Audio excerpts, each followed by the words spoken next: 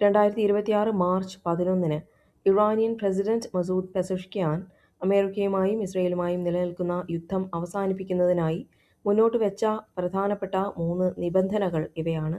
ഇറാന്റെ നിയമാനുസൃതമായ അവകാശങ്ങൾ അംഗീകരിക്കുക. 2. യുദ്ധത്തിലോ സംഘർഷത്തിലോ ഉണ്ടായ നാശനഷ്ടങ്ങൾക്ക് പരിഹാരത്തുക അഥവാ നഷ്ടപരിഹാരം നൽകുക. 3. ഭാവിയിൽ ഇത്തരത്തിലുള്ള ആക്രമണങ്ങൾ ഉണ്ടാകില്ലെന്ന് അന്താരാഷ്ട്ര തലത്തിൽ ഉറപ്പ് നൽകുക. 2026 മാർച്ച് 11-ന് ബഹ്റൈൻ ആഭ്യന്തര മന്ത്രാലയം പുറത്തുവിട്ട വിവരങ്ങൾ പ്രകാരം ഇറാന്റെ ഇസ്ലാമിക് റവല്യൂഷണറി ഗാർഡ് കോർപ്സിനു വേണ്ടി ചാരവൃത്തി നടത്തിയെന്നാരോപിച്ച് 4 ബഹ്റൈൻ പൗരന്മാരെ, അതായത് 3 പുരുഷന്മാരെ 1 സ്ത്രീയെ അറസ്റ്റ് ചെയ്തു. ബഹ്റൈനിലെ സുപ്രധാന സൈനിക സാമ്പത്തിക കേന്ദ്രങ്ങളെക്കുറിച്ചുള്ള വിവരങ്ങൾ ശേഖരിക്കാനും അവ ഇറാനിലെ IRGCക്ക് കൈമാറാനും ഇവർ പദ്ധതിയിട്ടിരുന്നതായി അധികൃതർ അറിയിച്ചു. ബഹ്റൈനിലെ സുരക്ഷ തകർക്കാനും രാജ്യത്ത് അസ്ഥിരതയുണ്ടാക്കാനും ലക്ഷ്യമിട്ടാണ് ഇവർ പ്രവർത്തിച്ചതെന്ന് സുരക്ഷാ ഏജൻസികൾ ആരോപിക്കുന്നു. വിദേശ ഏജൻസികളിൽ നിന്ന് പണവും പരിശീലനവും സ്വീകരിച്ച് രാജ്യവിരുദ്ധ പ്രവർത്തനങ്ങളിൽ ഏർപ്പെട്ടു എന്നതാണ് ഇവർക്കെതിരെയുള്ള പ്രധാന കുറ്റം.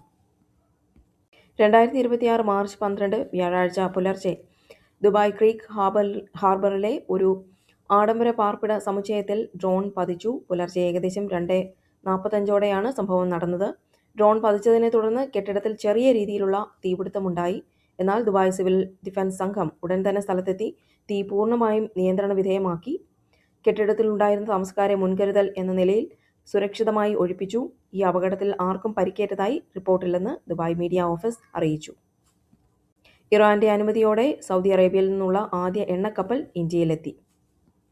ഇറാഖിന്റെ സമുദ്രപരിധിയിൽ 2 വിദേശ എണ്ണക്കപ്പലുകൾക്ക് നേരെ നടന്ന ആസൂത്രിത ആക്രമണത്തെ തുടർന്ന് ഇറാഖ് തങ്ങളുടെ എണ്ണ ടെർമിനലുകളുടെ പ്രവർത്തനം പൂർണ്ണമായും നിർത്തിവെച്ചു.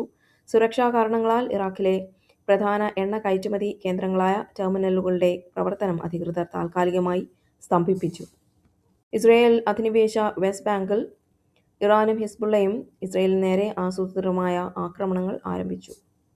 ഗൾഫ് മേഖലയിലെ കപ്പലുകൾക്ക് നേരെയുള്ള ആക്രമണങ്ങളുടെ പേരിൽ ഇറാനെതിരെ ഐക്യരാഷ്ട്രസഭയിൽ നടന്ന വോട്ടെടുപ്പിൽ നിന്ന് ചൈനയും റഷ്യയും വിട്ടുനിന്നു. സമാധാനപരമായ അന്തരീക്ഷമില്ലാത്തതിനാലും നിലനിൽക്കുന്ന യുദ്ധ സാഹചര്യങ്ങൾ കാരണവും വരാനിരിക്കുന്ന ഫിഫ ലോകകപ്പിൽ നിന്ന് ഇറാൻ പിന്മാറുന്നതായി ഇറാൻ കായിക മന്ത്രി പ്രഖ്യാപിച്ചു. സ്ട്രെയ്റ്റ് ഓഫ് ഹോർമൂസ് മേഖലയിലെ അനിശ്ചിതാവസ്ഥയെ തുടർന്ന് അന്താരാഷ്ട്ര വിപണിയിൽ ക്രൂഡ് ഓയിൽ വില ബാരലിന് $100 കടന്നു. മുതിർന്ന CPM നേതാവ് G. സുധാകരൻ പാർട്ടി വിട്ട് അമ്പലപ്പുഴ മണ്ഡലത്തിൽ സ്വതന്ത്ര സ്ഥാനാർത്ഥിയായി മത്സരിക്കുമെന്ന് പ്രഖ്യാപിച്ചു.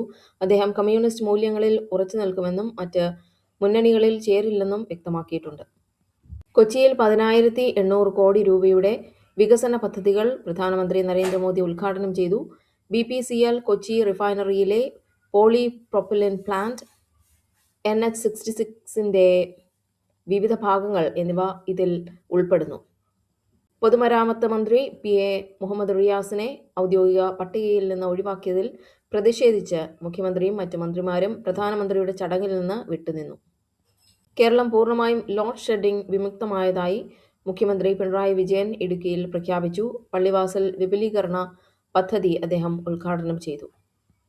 സംസ്ഥാനത്ത് അനുഭവപ്പെടുന്ന വാണിജ്യ LPG ക്ഷാമം പരിഹരിക്കാൻ മുഖ്യമന്ത്രിയുടെ അധ്യക്ഷതയിൽ അടിയന്തര യോഗം ചേർന്നു. SNDP യോഗം ജനറൽ സെക്രട്ടറി സ്ഥാനത്ത് നിന്ന് വെള്ളാപ്പള്ളി നടേശനെ ഹൈക്കോടതി നീക്കി. ബാലതാരമായി ശ്രദ്ധേയനായ നടൻ ഹരിമുരളിയെ വീട്ടിൽ മരിച്ച നിലയിൽ കണ്ടെത്തി.